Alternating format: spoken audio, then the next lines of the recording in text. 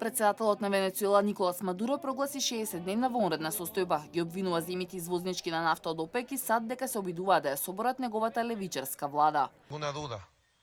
Не се сомневам дека овој државен удар носи етикета направено во САД.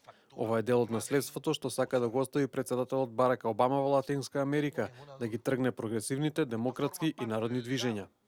Мадуро не наведе кои мерки ги опфаќа вонредната состојба, но кога беше прогласена лани во сојузните држави во близина на Колумбија, беа укинати сите права гарантирани со уставот, освен човечките.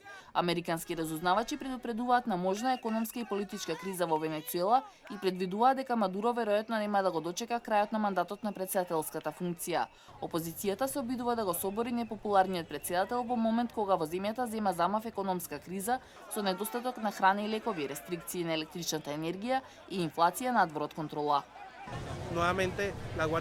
Повторно Националната гарда ја блокира волјата на народот кој се реши за промени. Пораката што ја праќам не само до Венецуела, туку и до целиот свет е дека Венецуела нема доволно оружје да не порази.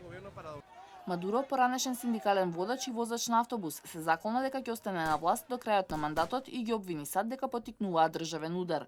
Опозицијата ги отфрла ваквите тврдења и го обвинува председателот дека го крши уставот од страв дека ќе биде отповикан.